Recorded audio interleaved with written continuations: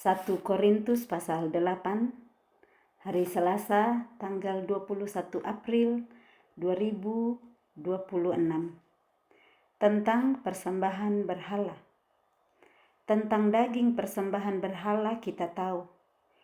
Kita semua mempunyai pengetahuan. Pengetahuan yang demikian membuat orang menjadi sombong, tetapi kasih membangun. Jika ada seorang menyangka bahwa ia mempunyai sesuatu pengetahuan, maka ia belum juga mencapai pengetahuan sebagaimana yang harus dicapainya. Tetapi orang yang mengasihi Allah, ia dikenal oleh Allah. Kita lihat bagaimana dalam surat Paulus ke jemaat di Korintus ini sangat padat dan sangat lengkap. Paulus dari ayat pasal 1 sampai pasal ke-8 hari ini kita lihat poin-poin yang Paulus sampaikan kepada jemaat di Korintus itu bentuk kasih Paulus kepada mereka. Nah, dimulai dari mana? Saya gali kembali sedikit melalui pemberitahuan kepada Paulus dari keluarga Chloe tentang keadaan yang terjadi di jemaat Korintus. 1 Korintus 1 ayatnya yang ke-11. Nah, di situ dituliskan, sebab saudara-saudaraku, aku telah diberitahukan oleh orang-orang dari keluarga Chloe tentang kamu, tentang orang-orang di jemaat Korintus, bahwa ada perselisihan di antara kamu. Nah, kasih yang ada dalam diri Paulus kepada jemaat di Korintus dan kasih dari keluarga Chloe yang menyampaikan kepada Paulus. Jadi Chloe ini bukan tukang lapor, keluarga Chloe dari orang-orang keluarga Chloe, tetapi bentuk kasih kepada jemaat di Korintus supaya Paulus bisa menolong mereka di dalam perselisihan yang ada. Nah, kembali dulu waktu pembacaan 1 Korintus pasal 1, kalau mau lebih tahu lengkapnya silahkan bisa buka di rekaman kami, ada di link YouTube di situ 1 Korintus pasal 1. Bagaimana ada dua possibility kalau orang memberitahukan tentang keadaan orang lain ke orang lain. Jadi ada 3. Bisa karena supaya orangnya dijatuhi hukuman, laporannya karena jengkel, karena iri, karena marah, atau karena kasih. Nah, kalau dalam bentuk kasih melaporkan, memberitahu supaya ditolong. Nah, yang saya lihat di sini, orang-orang dari keluarga Chloe ini karena mengasihi jemaat di Korintus, jadi memberitahukan kepada Paulus tentang keadaan yang ada, dan itu membuat Paulus menuliskan surat kepada jemaat di Korintus. Nah, tentang perselisihan yang ada karena sudah terbagi-bagi golongan. Semua sudah dibaca. Kalau mau dibukakan banyak, ikutin 1 Korintus 1 sampai 1 Korintus 7, semua dibongkar Paulus di sana. Dan puji Tuhan saat kami membaca bersama-sama ada pembukaan-pembukaan sederhana yang Roh Kudus taruh di hati kami dan dibagikan juga di rekaman-rekaman tersebut. Nah, di situ Paulus bagikan dari 1 Korintus 1 tentang hikmat Allah dan hikmat manusia. Dimulai dari sana Paulus jelaskan bahwa hikmat Allah itu rahasia yang sudah berabad-abad disembunyikan, tetapi Tuhan bukakan sekarang bagi orang yang lapar dan haus, yang rindu untuk tahu kebenarannya, yang rindu untuk benar-benar menghidupi kehendak Tuhan, yang sebelumnya merasa udah melakukan kehendak Tuhan, tapi dari hari ke hari Roh Kudus semakin bukakan. Kamu pikir udah lakukan, tapi masih ada nih, kamu belum murni. Masih ada udang di balik batu kamu waktu kamu lakukan itu, masih mau dipuji-puji karena mau diterima orang. Nah, itu yang Tuhan terus bentuk di dalam diri kita, terus murnikan melalui kebenaran-kebenaran firman-Nya yang diilhamkan oleh Dia. 2 Timotius 3 ayat 16 kan mengatakan bahwa segala tulisan yang diilhamkan Allah bermanfaat untuk mengajar, menyatakan kesalahan, memperbaiki kelakuan, dan mendidik orang dalam kebenaran. Nah, dari pembacaan kitab-kitab yang ditulis Paulus ini, kita udah selesai kitab Roma, juga di Kisah Para Rasul. Itu bukan Paulus yang tulis ya di Kisah Para Rasul, tapi banyak sekali kisah tentang hidup Paulus yang dibuka di sana yang menolong kita untuk belajar menghidupi kehidupan seperti Paulus yang meneladani Kristus. yang gak meneladani Kristus jangan kita contoh. Nah, dia bagikan di sana hikmat Allah dan hikmat manusia tentang perselisihan supaya nanti diajar selanjutnya ada dasar dan bangunan, Tuhan satu-satunya hakim, diajar merendahkan diri, dibongkar tentang dosa dalam jemaat, terus bagaimana mencari keadilan. Jangan salah mencari keadilan kepada orang-orang dunia, kepada orang yang tidak beriman. Malah kalau kita punya masalah, pergi cerita kepada orang-orang yang hikmat dunia.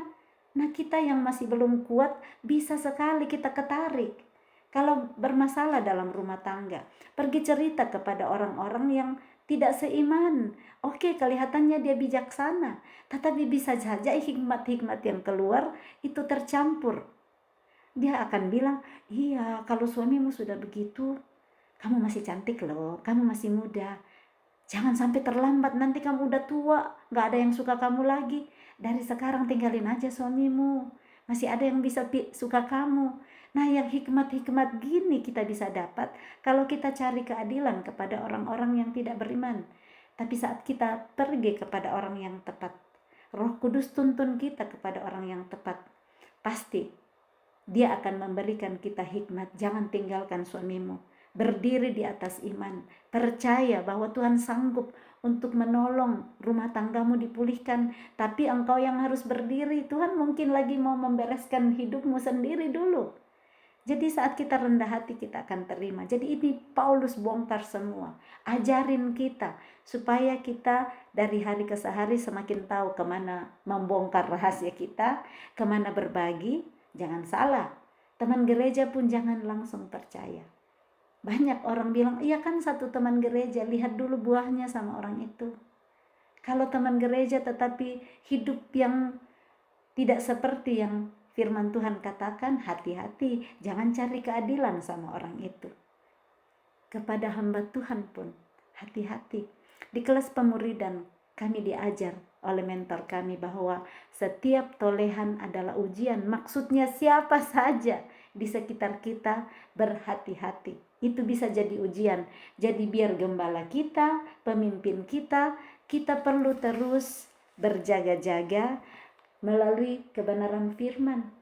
Kalau kita pergi berbagi, ada gembala. Saya sudah dengar kesaksian orang-orang yang pergi kepada gembalanya, kepada pendetanya karena situasi dalam rumah tangganya dia berat.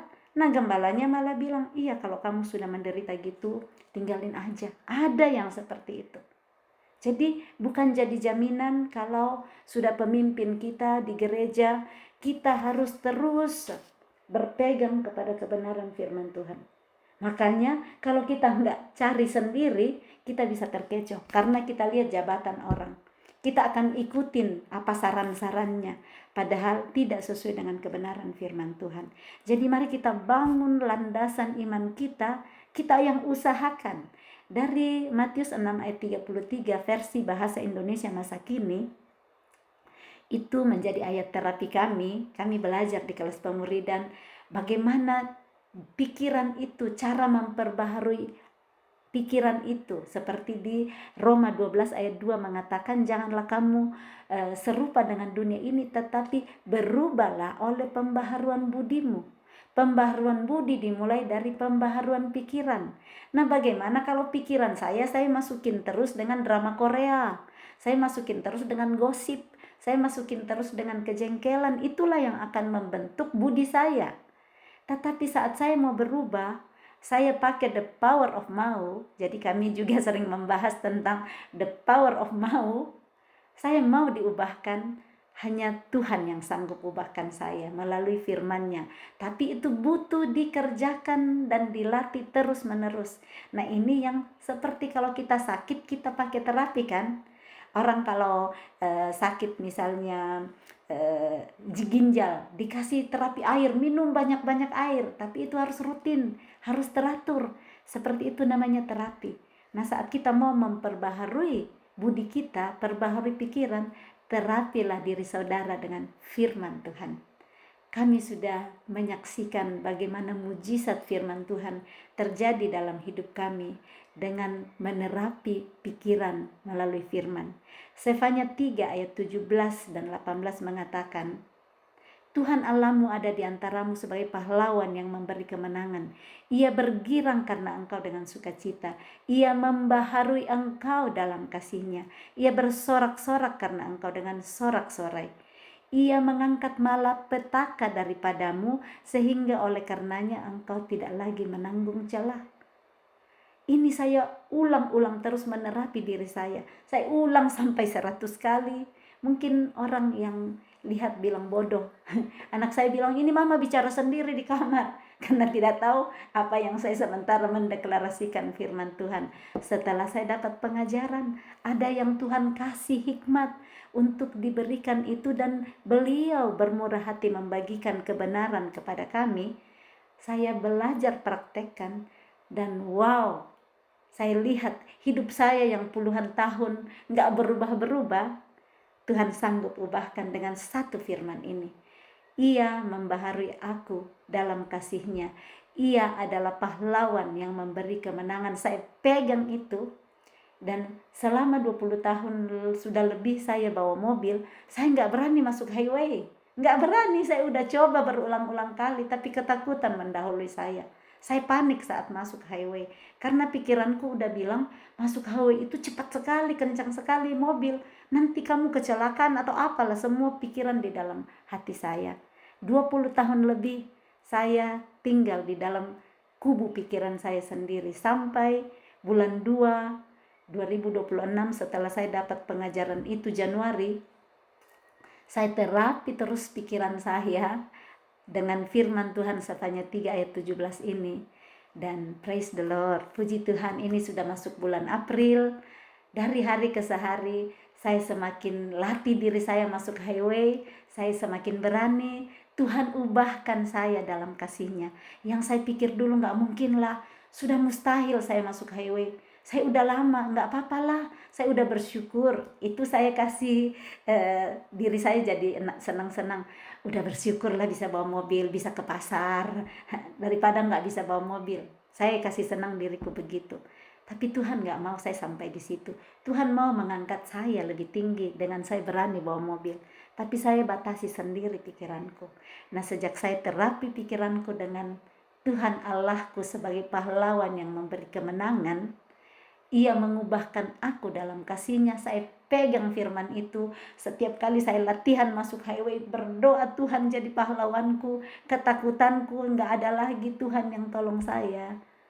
Sampai hari ini saya sudah semakin lebih berani dan berani masuk highway. Segala kemuliaan hanya bagi Tuhan. Saya cerita bukan untuk memberitahu bahwa saya kuat, saya dengan kuat gagahku. No, tanpa Tuhan saya gak mungkin. Tetapi Tuhan sanggup mengubahkan apa yang kita pikir dulu gak mungkin dalam hidup kita. Nah, seperti ini yang Paulus bagikan di dalam kisah-kisah perjalanan hidupnya. Jadi yang Paulus bagikan adalah pengalamannya. Inilah yang namanya kesaksian. Dan di 1 Korintus pasal 7 kemarin, dia bagikan dan bongkar tentang perkawinan. Wow, pasti banyak di antara kita di dalam perkawinan relasi suami dan istri. Silahkan dengar ulang rekaman 1 Korintus pasal 7 kalau mau dibukakan di sana. Itu relevansi berhubungan dengan Roma pasal 7. Ada di sana tentang perkawinan. Nah, hari ini kita lanjut lagi dengan 1 Korintus 8, di mana Paulus bahas tentang persembahan berhala. Nah, dia mulai dengan tentang daging persembahan berhala. Kita tahu, kita semua mempunyai pengetahuan. Dia mulai dengan deklarasi bahwa kita semua, termasuk kalau kata kita artinya Paulus masukkan dirinya sendiri, dan Paulus masukkan jemaat di Korintus. Nah, hari ini kita yang baca, kita dimasukkan Paulus juga sebagai pembaca, bahwa kita semua mempunyai pengetahuan. Kita perlu tahu dari mana ini asalnya pengetahuan yang Paulus maksud. Pengetahuan itu kita bisa tahu asalnya dari mana. Kita bisa baca di Amsal 2 ayat 6. Karena Tuhanlah yang memberikan hikmat, dari mulutnya datang pengetahuan dan kepandaian. Jadi Dari Tuhanlah datang pengetahuan. Dan yang Paulus mau maksud di sini tentang daging persembahan berhala, kita semua sudah punya pengetahuan itu. Pengetahuan yang demikian membuat orang menjadi sombong. Nah, orang yang sebenarnya tahu dari Tuhan pengetahuan tapi sombong karena merasa dia sendiri yang usahakan sehingga menjadi pintar. Ada orang yang sudah berderet gelar di belakang namanya menjadi sombong karena merasa saya yang mengusahakan.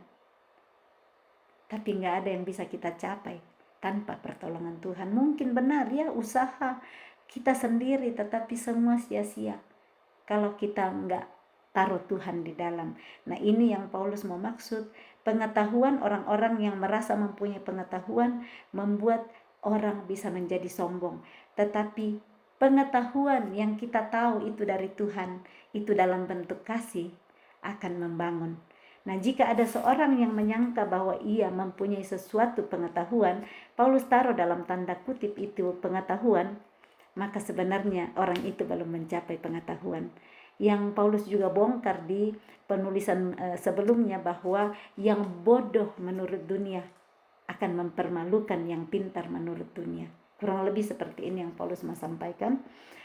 Sebagaimana yang harus dicapainya. Jadi sebenarnya orang yang menyangka bahwa ia sudah mempunyai pengetahuan, malah dia belum tahu apa-apa sebagaimana yang harus dicapainya.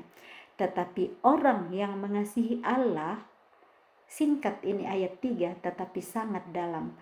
Orang yang mengasihi Allah, ia dikenal oleh Allah. Orang yang mengasihi Allah ialah apa? Ada definisinya di Yohanes 14 ayat 15. Mari kita baca di situ. Yohanes 14 ayat 15 mengatakan siapa yang mengasihi Allah, karena dikatakan tetapi orang yang mengasihi Allah dikasihi Allah. Nah, di ayat 15 Yohanes pasal 14 dikatakan, jikalau kamu mengasihi aku, kamu akan menuruti segala perintahku. Nah, orang yang mengasihi Allah adalah orang yang mengasihi perintahnya. Nah, perintah Allah salah satunya adalah jangan sombong, jangan tinggi hati dengan pengetahuan yang saudara tahu, dengan pengenalan Alkitab yang saudara tahu, dengan hikmat-hikmat yang saudara tahu. Jangan dipakai jadi kesombongan. Jangan dipakai untuk malah menembak saudara-saudara yang lain. Tapi pakailah pengetahuan yang Tuhan berikan untuk menabur kasih, untuk memberikan kedamaian buat orang lain, bukan malah membuat orang lain merasa ketakutan sama kita. Bisa takut roh yang jahat di dalamnya, tetapi orang malah rindu dekat-dekat kita, dekat-dekat saudara, saat kasih yang ada di dalam kita, yaitu kasih Allah, yang berani menegur dengan keras orang itu supaya ular beludaknya keluar. Seperti ini yang Paulus lakukan. Dia berkata, dia ngajar orang yang melakukan dosa di dalam jemaat, keluarin dulu. Ingatkan waktu kita baca 1 Korintus 5, di situ Paulus bilang bahwa serahkan kepada iblis, ya. Saya lupa ayatnya yang pastinya, tetapi kita sudah baca, Paulus bilang serahkan kepada iblis. Maksudnya supaya jangan mengkamiri, jangan menulari orang-orang yang lain. Karena kalau dibiarkan dalam jemaat, orang yang pergi melayani, diizinkan melayani dan sudah tahu kebenaran masih lanjut melakukan. Contoh yang selingkuh masih selingkuh, dibiarkan aja melayani. Nah, kalau udah dikasih tahu dan gak dengar-dengaran, disiplinkanlah dia. Ini maksud Paulus. Nah, Paulus dengan berani dan dengan tegas mendisiplinkan orang-orang seperti itu. Orang-orang yang sudah dinasehatin tapi gak mau berubah, didisiplinkan, dikeluarkan dulu. Contohnya supaya apa? Supaya diserahkan kepada iblis, diserahkan kepada dunia, dia akan menderita daging dan dia akan sadar di sana bahwa kalau saya nggak hidup menurut roh, menurut tuntunan Tuhan, ternyata tidak ada sukacita yang saya bisa dapat. Dan itu akan membuat dia diselamatkan jiwanya. Kita lanjut lagi. Jadi seperti inilah orang yang mengasihi Allah, ia dikenal oleh Allah saat kita mau melakukan, mengikuti segala perintahnya. Salah satunya, jangan sombong saat kita kaya, saat kita punya jabatan, saat kita punya banyak gelar, saat kita cantik, saat kita gagah, saat semua-semua. Jangan menjadi sombong, tetapi rendah hatilah dan sadarlah bahwa segala sesuatu adalah daripada Tuhan. Dan pakailah tubuhmu, pakailah hidupmu untuk memuliakan Tuhan. Ayat yang keempat, tentang hal makan daging persembahan berhala kita tahu, tidak ada berhala di dunia dan tidak ada Allah lain daripada Allah yang esa. Sebab sungguh pun ada apa yang disebut Allah huruf kecil, baik di sorga maupun di bumi, dan memang benar ada banyak Allah huruf kecil dan banyak Tuhan huruf kecil yang demikian. Namun bagi kita hanya ada satu Allah saja huruf besar, Elohim saja, yaitu Bapa, yang daripadanya berasal segala sesuatu dan yang untuk Dia kita hidup, dan satu Tuhan saja, yaitu Yesus Kristus, yang olehnya segala sesuatu telah dijadikan dan yang karena Dia kita hidup. Paulus mengatakan memang benar ada banyak Allah, ada banyak Tuhan yang orang-orang lain sembah. Paulus lihat ada banyak itu di Yunani, ada dewa-dewa banyak, tetapi semuanya itu huruf kecil. Paulus mau katakan hanya ada satu Elohim saja, yaitu Bapa, yang daripadanya berasal segala sesuatu. Kita berasal dari Dia, tumbuh-tumbuhan dari Dia, rumah kita dari Dia. Kalau dikatakan daripadanya berasal segala sesuatu, apa saja? Suami kita, anak-anak kita, handphone kita, nasi kita, apapun juga. Kalau kita sadar hari ini, dari Dia, daripadanya berasal segala sesuatu, kita tidak akan sombong lagi. Kita nggak akan memegahkan diri lagi. Kita akan berkata, semua adalah dari Engkau, oleh Engkau, dan kepada Engkau. Bagimulah kemuliaan sampai selama-lamanya. Roma 11 ayat 36. Dan satu Tuhan saja. Jadi dia bilang tadi, maaf, ayat 6 saya ulang, yang daripadanya berasal segala sesuatu dan yang untuk Dia kita hidup. Pegang ini, Paulus bilang, untuk Dia kita hidup. Nah, kadang kita bilang, saya hidup untuk anak-anakku. Saya takut mati karena kalau saya mati, anak-anakku siapa yang mau urus? Banyak yang seperti itu. Saya takut mati, kasihan anak-anakku kalau masih kecil, siapa yang urus? Kita nggak hidup untuk anak kita. Kita hidup untuk Tuhan, dan dengan hidup untuk Tuhan, kita mengurus dengan benar anak-anak yang Tuhan percayakan kepada kita. Ada yang ibu bilang, saya takut mati. Benar, saya takut karena bagaimana, siapa yang urus anak saya? Kalau saya mati dan dia belum berhasil, tanda kutip. Berhasil bagaimana yang saudara mau untuk anak saudara? Di dunia kita sudah terlalu diajar bahwa berhasil itu anak-anak ya rajin ke gereja, nanti sukses di pendidikan, sukses dalam pernikahan, itu berhasil menurut kita. Tapi sudah berhasil nggak dekat dengan Tuhan? Kelihatannya rajin ke gereja, tapi mungkin ke gerejanya itu karena ada maksud lain. Saya baru-baru dengar kesaksian dari teman di sini. Dia bilang dulu, saya rajin ke gereja supaya membuat senang hati orang tua saya. Padahal kalau saya ke gereja, saya nggak dengar apa yang dikatakan. Saya duduk merokok sama temanku di tempat lain. Tapi orang tuanya percaya kalau dia ke gereja. Terus ada yang bilang saya ke gereja, masuk di gereja, tapi saya duduk dekat, kalau di gereja-gereja di sini dekat tempat organ karena di atas sembunyi, saya duduk saja di situ sampai selesai gereja, nggak dengar. Yang penting selesai, mama papa saya pikir saya ke gereja. Yang paling utama, mereka intim dengan Tuhan, kenal dengan Tuhan. Apakah berhasil seperti bagaimana yang kita rindu? Sebelum saya mati, saya mau anak saya berhasil dulu. Tapi kalau dia belum berhasil, saya mati. Itu yang saya takutkan. Nah, ini firman Tuhan hari ini mengatakan, untuk Dia kita hidup. Untuk Elohim kita hidup. Dan satu Tuhan saja, yaitu Yesus Kristus, yang olehnya segala sesuatu telah dijadikan, yang karena Dia kita hidup. Karena Dia kita hidup, oleh Dia segala sesuatu dijadikan, termasuk saya dan saudara, anak-anak kita, pasangan kita, pekerjaan kita, segala sesuatu telah dijadikan oleh Dia. Dia pakai orang-orang menciptakan pekerjaan. Segala sesuatu telah dijadikan dan yang karena Dia kita hidup. Ayat 7, tetapi bukan semua orang yang mempunyai pengetahuan itu. Ada orang yang karena masih terus terikat pada berhala-berhala, makan daging itu sebagai daging persembahan berhala. Dan oleh karena hati nurani mereka lemah, hati nurani mereka itu dinodai olehnya. Makanya tidak membawa kita lebih dekat kepada Allah. Kita tidak rugi apa-apa kalau kita tidak makan, dan kita tidak untung apa-apa kalau kita makan. Tetapi jagalah supaya kebebasanmu ini jangan menjadi batu sandungan bagi mereka yang lemah. Karena apabila orang melihat engkau yang mempunyai pengetahuan, Paulus banyak tulis dengan tanda kutip di ayat pasal 8 ini. Banyak sekali tanda kutip ya, ada Allah tadi, Tuhan, pengetahuan, dia taruh di tanda kutip.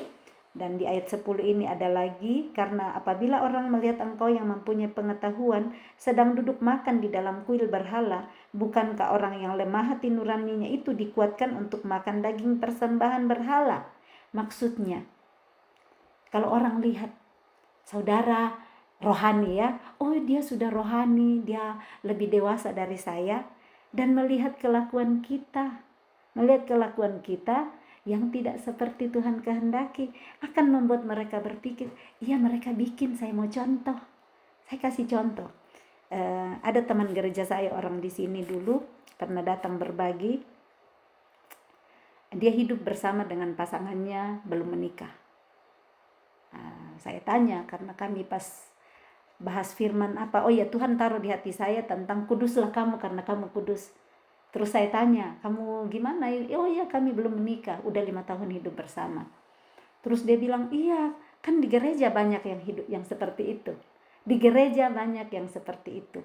Terus dia bilang, ada satu yang saudara rohani juga rajin sekali pelayanan di gereja. Yang perempuan lagi hamil sekarang, mereka juga enggak kawin loh. Yang seperti ini contohnya. Orang akan melihat yang berpengetahuan, rajin pengalaman, tetapi enggak hidupin firman, dijadikan contoh. Yang mau lakukan tidak taat firman. Nah ini yang Paulus memaksudkan, kalau orang melihat engkau yang punya pengetahuan, orang lihat, iya rajin baca Alkitab, ikut kelas pemuridan. Jadi orang akan lihat, iya lebih dewasa. Tapi lihat ternyata, oh dia pergi selingkuh sama orang lain. Dia pergi merokok. Jadi orang akan pakai standar. Oh dia kan rajin baca Alkitab. Dia rajin posting di Facebook, rajin di mana-mana. Saya lihat dia juga merokok kok, enggak apa-apa kan? Dia juga pacarnya lagi hamil sekarang, mereka belum kawin. Karena di Eropa enggak apa-apa, di Eropa seperti itu. Eropa, Asia, Amerika, Afrika, firman Tuhan sama-sama. Orang yang membuat berbeda, orang yang membuat lebih ringan. Gak apa-apa, kita hidup bersama dulu, karena nanti kalau udah coba dulu, jangan sampai nikah seperti kucing dalam karung. Kita perlu pelajari dulu. Justru banyak orang yang sudah hidup bersama sebelumnya malah langsung cerai bubaran. Padahal menurut mereka kita perlu coba dulu. Jadi inilah pengetahuan-pengetahuan dunia yang kita perlu berhati-hati, dan untuk berhati-hati untuk orang lain. Yang Paulus maksud di sini, orang yang mempunyai pengetahuan melihat engkau sedang duduk di dalam kuil berhala, hati nuraninya masih lemah, belum kuat kerohaniannya, dia dikuatkan untuk ikut makan daging persembahan berhala, karena dia bilang sedang dia aja bikin begitu, berarti bisa. Nah, makanya Paulus bilang, ikutilah teladanku seperti aku mengikuti Kristus. Yang aku enggak ikuti Kristus, jangan ikutin aku. Nah, kita juga harus seperti itu. Jangan ikutin yang enggak seperti firman Tuhan. Ikutilah yang sudah firman Tuhan katakan. Nah, kita belajar hari ini supaya kita terus melatih diri kita.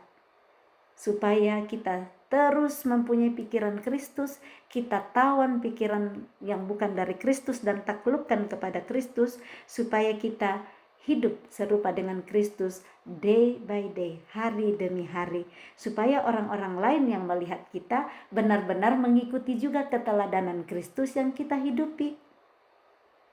Itu maksud Paulus. Ayat 11, dengan jalan demikian orang yang lemah, yaitu saudaramu, yang untuknya Kristus telah mati. Jangan sombong bahwa Kristus cuma mati untuk saya, untuk kita. Kristus mati untuk saudara kita juga yang lemah imannya. Kita juga dulu sebelum kita terus mencoba mendekati Tuhan, mencari kehendak Tuhan, kita dulu seperti itu. Jangan sombong dalam posisi kita hari ini. Kalau sudah semakin banyak pengetahuan menghakimi saudara yang lain, kita berada di sana dulu. Tuhan Yesus mati buat saudara-saudara kita yang lemah imannya, kita juga yang masih perlu terus dikuatkan setiap hari.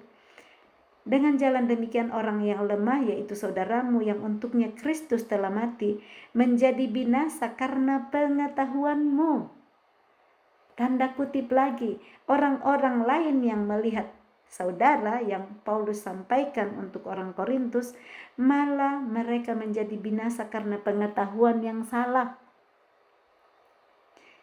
Atau bisa juga karena ketidaktahuan. Hosea 4 ayat 6 berkata, umatku binasa karena ketidakadanya pengetahuan atau pengetahuan yang salah. Paulus sadar sesadar-sadarnya dia punya pengetahuan yang salah dulu. Kenapa dia berani angkat? Dia dulu punya pengetahuan yang salah, dia mati-matian bela pengetahuan yang dia pikir benar. Dia bunuh orang-orang, dia tangkap orang-orang yang percaya Yesus. Sampai kebenaran memerdekakan dia. Yohanes 8 ayat 32. Kamu akan mengetahui kebenaran dan kebenaran itu akan memerdekakan kamu. Yohanes 8 ayat 36. Dan jika anak yaitu Yesus memerdekakan kamu, kamu benar-benar merdeka. Bisa merdeka tapi baru merdeka sedikit. Mintalah, serahkan hidup kita supaya anak benar-benar memerdekakan kita dari cara berpikir kita yang lama. Supaya nantinya bukan malah kita yang menjadi batu sandungan buat saudara-saudara kita. Karena kelakuan kita, karena cara kita berbicara dan malah orang tersandung.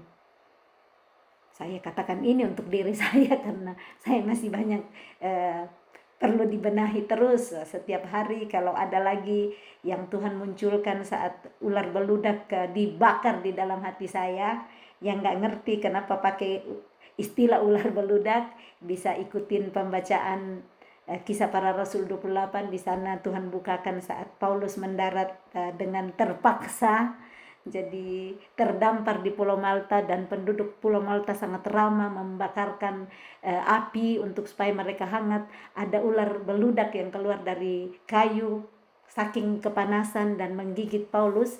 Di situ dapat hikmat bahwa ular beludak dalam diri saya saat dibakar oleh firman, dia gak akan tahan lagi. Tinggal kesombongan saya mau dipuji-puji, mau diterima atau apapun, Tuhan bongkar lewat dipanasin. Dan saat saya mulai kenali, saya tebas langsung kepalanya ular beludak biar gak bertelur dan beranak pinak lagi, yang kalau di edam-edam di eram-eramin ya.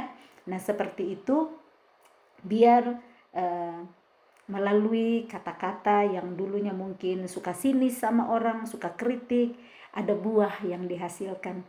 Yang dulunya gak pernah senyum, mulai senyum. Yang dulunya cuman cerita masalahnya, berubah bersyukur tentang Tuhan. Disitulah orang bisa melihat Yesus dan bisa rindu mendekat kepada Yesus supaya nantinya bisa diselamatkan. Jadi dia tekankan di sini, Paulus berkata, dengan jalan demikian orang yang lemah, yaitu saudaramu, yang untuknya Kristus telah mati, menjadi binasa karena pengetahuanmu. Jadi ternyata saudara kita yang lemah, masih lemah di dalam iman, lemah di dalam pengenalan akan Tuhan yang bagi dia Kristus mati bisa menjadi binasa juga karena kita ternyata. Jadi kita harus berhati-hati. Kita bisa menjadi alat yang membinasakan saudara-saudara kita karena tingkah laku kita, karena cara berbicara kita yang masih dipenuhi pikiran dunia. Dan itu Tuhan mau tolong kita melalui Rasul Paulus hari ini. Ayat 12, jika engkau secara demikian berdosa terhadap saudara-saudaramu dan melukai hati nurani mereka yang lemah, engkau pada hakikatmu berdosa terhadap Kristus. Kita ternyata berdosa terhadap Kristus saat kita menjadi batu sandungan untuk saudara-saudara kita yang lain. Kita biasa dengarkan orang bilang, rajin sekali bagi firman, rajin sekali pelayanan, tetapi saya lihat kok, yang keluar dari mulutnya itu cuma cerita jelek orang. Yang keluar dari mulutnya itu sombong saja. Pernah nggak dengar seperti itu? Nah, kira-kira kurang lebih seperti ini yang Paulus mau bilang terhadap bagaimana jika engkau secara demikian berdosa terhadap saudara-saudaramu dan melukai hati nurani mereka yang lemah. Saya mohon ampun kepada Tuhan hari ini dalam perjalanan hidup saya yang melukai saudara-saudara saya dengan cara-cara saya berbicara, dengan cara saya bertindak. Kiranya ular beludak yang Tuhan bongkar lagi dari saya hari ini, Tuhan melalui Roh Kudus akan tolong saya setiap kali saya mau berkata-kata, bertindak supaya tidak melukai hati nurani sesama saya. Nah, dengan kata-kata yang mungkin saya pakai firman di sana tetapi malah menebas telinga orang yang mendengar. Kiranya Roh Kudus tuntun saya semakin punya kebijaksanaan. Mari kita masing-masing berdoa untuk Roh Kudus memperbaharui kita di sana. Karena ternyata pada hakikatnya kita berdosa terhadap Kristus. Ayat 13, karena itu apabila makanan menjadi batu sandungan bagi saudaraku, aku untuk selama-lamanya tidak akan mau makan daging lagi, supaya aku jangan menjadi batu sandungan bagi saudaraku. Paulus dengan rela, the power of rela, mengambil satu keputusan, statement. Karena itu apabila makanan menjadi batu sandungan bagi saudaraku, dia katakan aku untuk selama-lamanya. Dia ngambil keputusan tidak akan mau makan daging lagi. Ini dia bilang kalau seandainya saudara-saudaranya tersandung dengan makanan daging, sesuatu daging, supaya saya jangan menjadi batu sandungan bagi saudaraku, dia rela tidak makan daging. Nah, untuk kita hari ini, daging apa? Ini daging dalam istilah daging apa yang bisa membuat menjadi batu sandungan bagi saudara kita di dalam hidup kita hari ini, yang kita mau rela berkata seperti Paulus, aku tidak akan makan daging lagi untuk selama-lamanya, supaya saya tidak menjadi batu sandungan bagi saudaraku. Kalau hari ini mungkin masih merokok ya, dan itu menjadi batu sandungan bagi saudara seiman yang lain. Karena memang merokok, Tuhan bilang tubuhmu adalah bait Roh Kudus. Merokok itu sudah ditulis di bungkusnya, merokok membunuh, membakar tubuh. Nah, kalau sudah menjadi pelayan Tuhan di mana-mana, selesai bawa firman, keluar dulu ya rokok. Keluar dulu merokok. Firman yang dibagikan terbakar semua oleh orang yang melihat, karena kok merokok ya, jadi batu sandungan untuk orang. Relakanlah dirimu berkata, hari ini aku mengambil keputusan tidak akan makan rokok lagi.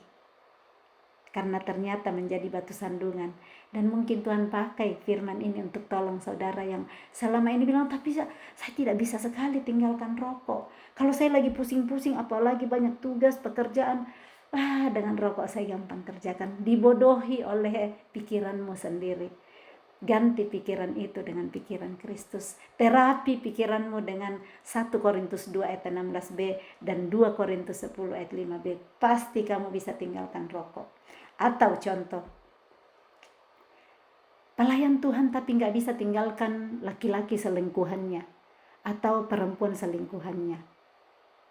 Udah dinasihatin, tapi kasihan loh, kasihan dia begini. Jangan pakai alasan yang bodoh untuk tidak tinggalkan dosa dan menjadi batu sandungan bagi orang lain dan menjadi dosa bagi Kristus. Relalah tinggalkan dalam tanda kutip makanan-makanan enak bagi daging saudara selama ini. Firman Tuhan yang keras ini datang melalui Rasul Paulus untuk makanan-makanan enak yang menurut saudara makanan nikmat. Tinggalkan hari ini supaya saudara tidak menjadi batu sandungan untuk saudaramu yang lain, dan saudara tidak menjadi batu sandungan untuk dirimu sendiri, karena satu hari nanti di hadapan Tuhan engkau akan mempertanggungjawabkan semua yang engkau lakukan. Ibrani 4 ayat 13 mengatakan bahwa di hadapan Tuhan semua telanjang. Tidak ada satupun yang tersembunyi, yang satu hari nanti kita akan memberikan pertanggungjawaban. Kalau firman Tuhan hari ini datang kepadamu, jangan keraskan hatimu. Tuhan mengasihi saudara sehingga Tuhan datang dengan firman melalui Rasul Paulus hari ini, supaya engkau diselamatkan. Masih ada waktu. Mungkin nanti sore Tuhan panggil saudara saat dengar firman ini. Segera bertobat dan berkata, Tuhan, aku mohon ampun. Aku mau tinggalkan manusia lamaku. Aku mau hidup kudus karena Engkau kudus. Amin. Salam kasih. Tuhan Yesus memberkati. Shalom.